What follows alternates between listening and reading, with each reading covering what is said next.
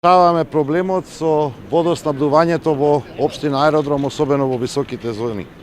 Непланскиот развој на оваа општина и незината нагла урбанизација, за жал, не ја пратеше изградба на соодветна инфраструктура. Токму заради тоа, во изминатиот период, граѓаните на општина Аеродром и дел од Кисела вода имаа проблем со водоснабдувањето.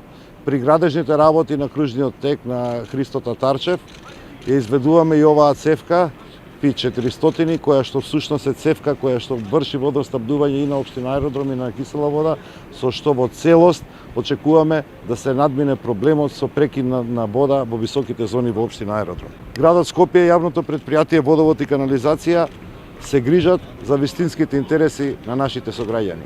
Нема да дозволиме забрзан урбан развој да го прати несоодветна инфраструктура. Токму заради тоа и ја завршуваме оваа градежна активност.